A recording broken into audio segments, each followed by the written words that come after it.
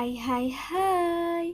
Kita tahu berinovasi adalah salah satu cara kita untuk mengatasi perubahan dan ketidakpastian pasar. Tapi ternyata inovasi ada dua jenisnya loh.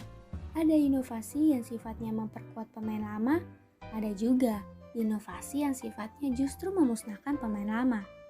Nah, kali ini kita akan mencoba membahas tentang inovasi yang sifatnya memusnahkan pemain lama, dikenal dengan istilah Disruptive Innovation. Disruptive Innovation pertama kali diperkenalkan oleh Clay Christensen dan Joseph Boyer dalam sebuah artikel yang mereka tulis pada tahun 1995 yang kemudian dikembangkan menjadi dua buku yang berjudul Innovator's Dilemma pada tahun 97 dan Innovator Solution yang diterbitkan pada tahun 2003, di mana didefinisikan sebagai inovasi yang memusnahkan inovasi sebelumnya, yaitu dengan menciptakan kategori pasar baru. Misalnya, teknologi kamera digital memusnahkan teknologi cetak kamera berbasis kimia yang lebih dulu populer sebelumnya. Menariknya lagi, teknologi kamera digital ini juga pada akhirnya memunculkan kebiasaan baru, yaitu orang tidak lagi mencetak foto, namun membagikannya di sosial media. Ya tentu saja hal ini memicu munculnya kategori pasar baru industri sosial media, sampai kafe atau restoran yang kini bukan hanya menjadi tempat makan, namun juga tempat untuk eksis di sosial media. Disruptive innovation ini menjadi sangat populer bersamaan dengan diperkenalkannya teknologi internet pada tahun 90-an yang banyak memusnahkan kategori produk berikut industri yang mengikutinya. Contohnya, kaset dan Walkman zaman old, telepon umum zaman old sampai floppy disk dan juga gimbot. Nah, ciri khas dari teori ini adalah produk atau servis yang dihasilkan lebih murah dan lebih mudah dalam penggunaan bagi konsumen baru. Disruptive innovation ini adalah ketika produk atau jasa baru dimulai dari bagian bawah pasar, tetapi akhirnya bergerak naik ke atas dan menggusur pesaing mereka. Jenis-jenis disruptive innovation. Disruptive innovation atau inovasi yang mengganggu dimulai dari dua jenis segmen pasar yang diabaikan oleh para pemimpin pasar. Yang pertama ada low and disruptive. Ketika suatu perusahaan menggunakan model bisnis dan menawarkan produk dengan kinerja yang dapat diterima dengan baik, harga lebih rendah, memungkinkan untuk mendapatkan pelanggan dari pesaing. Pada konsep ini, umumnya perusahaan yang sudah mapan akan terus berusaha mencapai keuntungan dan permintaan tertinggi dengan meningkatkan kualitas produk dan layanan, sehingga mengurangi fokus pada pelanggan dengan permintaan rendah. Yang kedua, ada new market disruptive. Ketika sebuah perusahaan menciptakan segmen baru di pasar yang ada, menggunakan versi biaya rendah. Pada konsep ini, perusahaan lebih cenderung mencari cara untuk menarik konsep baru, di mana pengganggu menciptakan pasar yang sebelumnya tidak ada sama sekali. Sederhananya, mereka menemukan cara untuk mengubah konsep, yaitu non-konsumen menjadi konsumen. Tentunya, era disruptif memiliki dampak yang cukup penting bagi dunia bisnis. Perubahan teknologi ke arah yang semakin canggih di satu sisi membawa kemudahan baru, namun di sisi lain teknologi juga memaksa perusahaan yang telah mapan harus bisa beradaptasi terhadap perkembangan zaman. Salah satu dampak yang paling signifikan ialah kalahnya perusahaan yang belum melakukan transformasi digital dengan perusahaan baru yang lebih relevan. Contohnya, ada bisnis retail, media cetak, ojek konvensional, dan yang lainnya. Saat ini, bisnis retail semakin mengalami ancaman yang nyata semenjak maraknya marketplace sebagai alternatif cara belanja yang baru. Tentunya, pengusaha bisnis retail harus memutar otak untuk tetap dalam persaingan di era disrupsi dengan melakukan transformasi digital. Begitu pula dengan bisnis ojek konvensional yang saat ini kalah persaingan dengan ojek online yang menggunakan aplikasi. Oleh karena itu, banyak sekali perubahan mendasar yang harus dilakukan oleh pengusaha agar tetap bertahan di era ini. Di dunia bisnis, berubahnya tatanan lama ke arah yang baru membawa dampak yang cukup serius. Hilangnya pemain lama digantikan dengan pemain baru dengan inovasi yang terus-menerus dilakukan. Sebenarnya, perusahaan lama telah melakukan berbagai inovasi, namun mereka hanya berfokus pada model bisnis yang sedang jalani, sedangkan banyak perusahaan baru yang berkembang menawarkan model bisnis baru, di mana belum pernah ditawarkan oleh perusahaan besar lainnya. Oleh karena itu, mereka memiliki pangsa pasar tersendirinya sebelum akhirnya perusahaan lama akan bangkrut. Hal kedua yang menjadi penyebab terjadinya disruptif ialah pemain bisnis baru yang memiliki fondasi bisnis yang kuat. Hal ini menjadi salah satu celah di mana perusahaan baru tidak mengira bahwa pasar akan diubah oleh pendatang baru. Mereka akan secara alami mengembangkan inovasi dan peningkatan sumber daya manusia sehingga dapat menggeser peran perusahaan besar.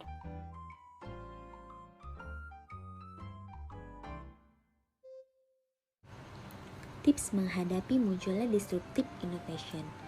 Mau tidak mau, disruptive innovation adalah gangguan dan akan selalu ada seiring berkembangnya teknologi. Disruptif bukan hanya bicara tentang hari ini saja, melainkan berbicara mengenai bisnis untuk masa depan. Kini, banyak kita saksikan startup baru yang mencoba memperkenalkan disruptive innovation dan tentunya didukung dengan dana venture capital. Startup ini punya potensi yang luar biasa untuk nantinya bisa mendisrupsi pasar. Lalu, apa yang harus dilakukan bagi perusahaan yang sudah ada dalam menghadapi munculnya disruptive innovation ini? Nah, ada beberapa hal yang bisa dilakukan. Yang pertama, perusahaan harus selalu memantau munculnya teknologi-teknologi baru, terutama yang terkait dengan industri yang sedang kita jalani.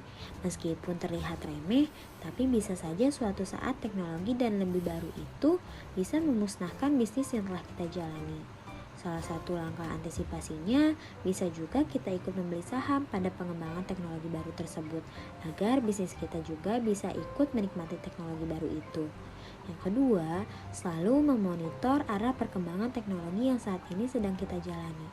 Bisa saja ada teknologi baru yang tadinya tidak terlalu mengancam segmen dan target pasar kita, namun justru di kemudian hari teknologi ini akan menggerus pasar yang kita miliki saat ini. Yang ketiga, jika diperlukan, buatlah unit bisnis yang terpisah untuk mengoptimalisasi teknologi baru yang sudah kita akuisisi. Berikan otonomi kepada unit bisnis ini untuk terus berkembang. Pada waktunya nanti ketika bisnis ini sudah cukup kuat, bisa dipikirkan cara terbaik untuk melakukan sinergi dengan bisnis yang sudah kita jalani sebelumnya.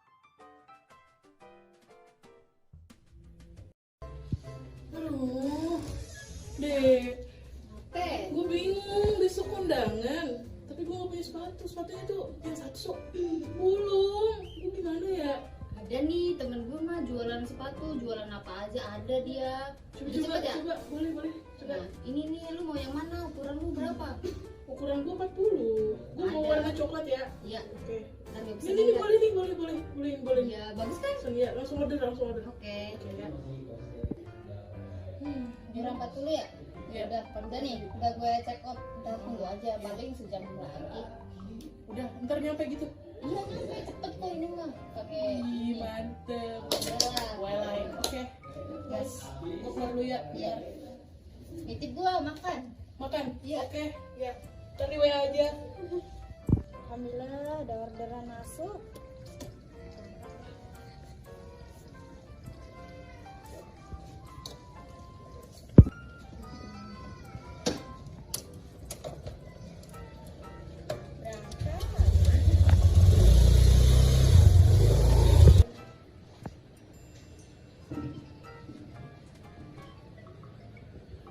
Ada orderan masuk nih Mbak Putri.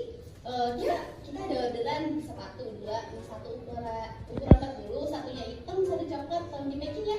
Coklat? Ya, sama hitam. Iya. Oke. Tolong di packing ya Mbak Putri. Terima kasih. Sama. Mbak Umi, ini pesanannya udah selesai di packing. Oh iya, makasih Mbak Putri. Kebetulan drivernya udah datang. Aku bawa dulu ya. Iya. Sama.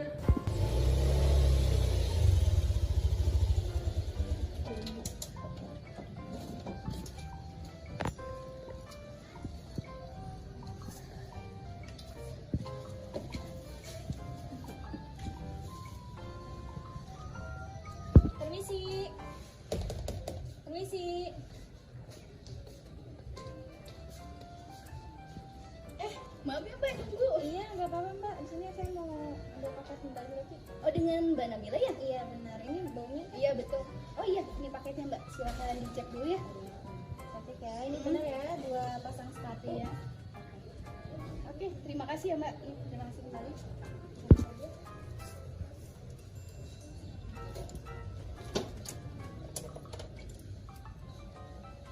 Berangkat.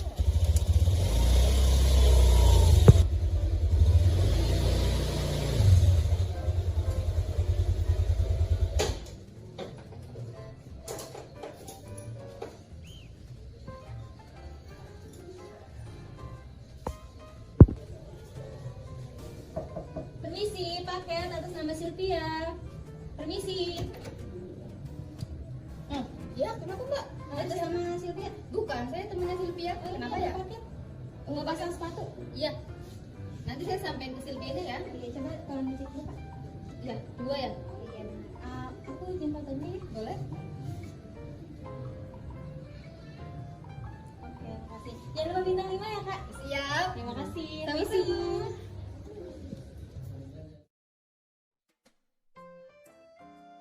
Mari kita ambil kesimpulan dari materi ini.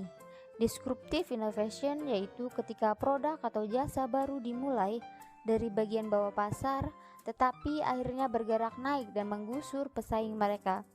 Fenomena ini terjadi ketika suatu inovasi mengubah pasar atau sektor yang sudah ada dengan memperkenalkan kesederhanaan, kenyamanan, aksesibilitas, dan keterjangkauan. Tentunya untuk semua kalangan ya.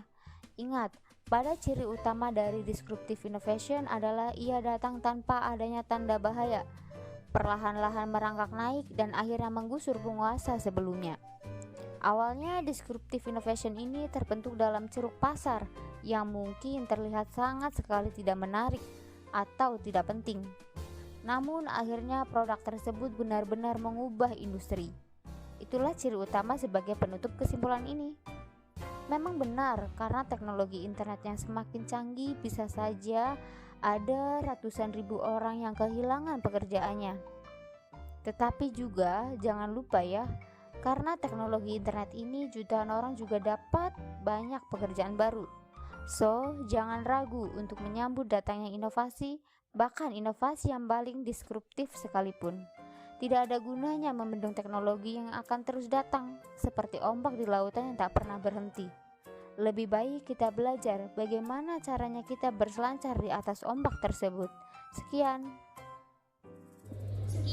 penampilan dari kelompok 2. Semoga bermanfaat dan terinspirasi bagi kalian semua. Wabillahi taufiq wal hidayah. Wassalamualaikum warahmatullahi wabarakatuh.